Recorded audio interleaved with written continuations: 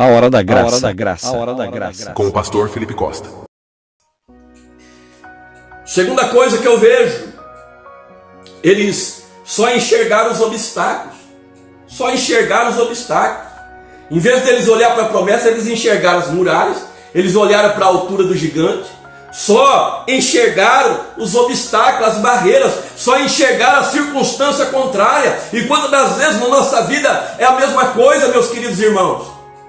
Surge o problema, em vez de você se lembrar que você serve ao Deus Todo-Poderoso, que Deus já te deu livramento, que você já passou por diversas lutas e nelas Deus te deu a vitória. Você acha que agora essa luta que surgiu, por ela ser maior, muitas das vezes você pensa que você vai ser derrotado, mas você tem que mudar o teu pensamento. Nós temos que mudar o nosso pensamento. Os nossos olhos, irmãos, não tem que estar na luta, não tem que estar no tamanho do gigante, não tem que estar no tamanho da muralha. Os nossos olhos têm que estar em Deus. Por quê? Porque se os nossos olhos estiverem em Deus, você é mais do que vencedor. Sabe por quê?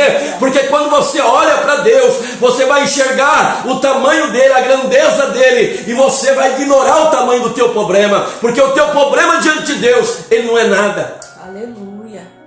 Os nossos problemas diante de Deus não são nada, meus queridos irmãos. Só que muitas vezes nós estamos como Pedro. Pedro, enquanto ele estava olhando para Jesus, ele caminhou sobre as águas.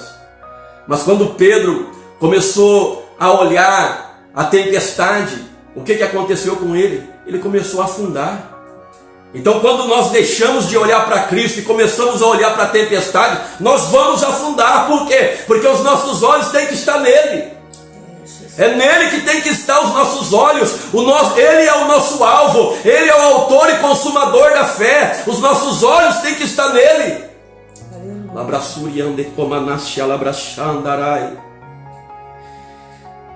Segunda coisa, o segundo sintoma que essa síndrome do gafanhoto ela traz complexo de inferioridade. Veja no versículo 31 o que eles disseram. Porque são mais fortes do que nós. Veja, irmãos, que eles eram príncipes. Eles não eram qualquer pessoa. Eles foram chamados, cada um era maioral da sua tribo, cada um representava a sua tribo. Então aqueles homens eram os primeiros que tinham que ter uma confiança que se Deus havia escolhido eles já eram mais do que vencedores só pelo fato de eles serem escolhidos.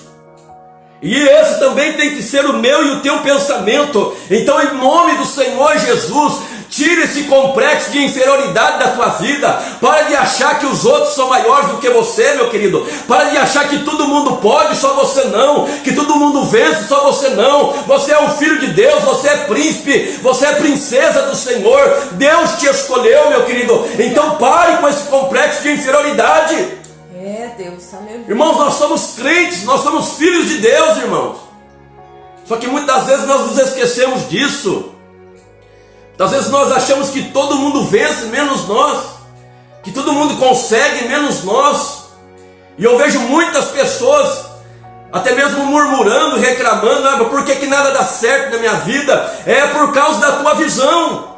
É porque enquanto você tiver esse complexo de inferioridade, de achar que todo mundo consegue, todo mundo pode, você não. Assim como você se sente, assim você será. É, Deus. Então eles tinham um complexo de inferioridade terrível. Eles disseram: nós não podemos subir contra aquele povo porque são mais fortes do que nós. Então eles viram que o problema era mais forte do que eles.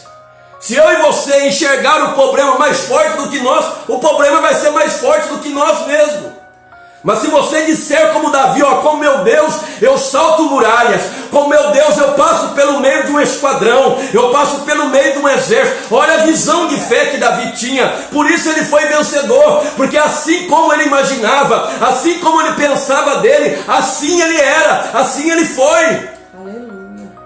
Vai eu, pastor Felipe, ter esse pensamento de gafanhoto aí. Não, o problema é mais forte do que eu. Surge uma luta, não, ela é mais forte do que eu. Querido, eu vou naufragar, eu vou afundar. Então nós devemos estar atentos quanto a isso, meus queridos irmãos. Veja bem que o fato as muralhas elas eram altas. A Bíblia diz que as cidades, todas elas eram fortificadas. O que era uma cidade fortificada? Era a cidade que as muralhas tinham em torno de 12 a 20 metros de altura. Era difícil ser conquistada, sim, mas eles tinham a presença de Deus. Eles tinham o mais importante. Então, de fato, as muralhas eram altas, mas Deus é o Altíssimo. É isso que nós temos que entender. As muralhas eram altas, sim, eram altas, mas eles tinham o Altíssimo com eles, aquele que é mais alto e está no patamar mais elevado de que todos. Veja que um dos títulos do nosso Deus é Jeová, aleluia, o Altíssimo. Nós servimos a El Elyon, o Deus Altíssimo, irmãos. Deus se revelou a Abraão como o El Elyon, o Deus Altíssimo, falava El, Deus, e Elyon, Altíssimo. Então as muralhas de fato eram altas, mas eles tinham a presença do Altíssimo, do Deus Todo-Poderoso, do Deus tremendo ali junto com eles. Os gigantes eram fortes, mas Deus é o Deus Todo-Poderoso, e na presença dele não tem gigante que possa parar de pé. Aleluia. Foi isso que Davi entendeu, que todo aquele exército de Israel, inclusive o rei Saul, não entendia. Que 40 dias Golias desafiava as tropas de Israel. Olha novamente o número 40. Demoraram 40 dias espiando a terra. 40 é tempo de provação.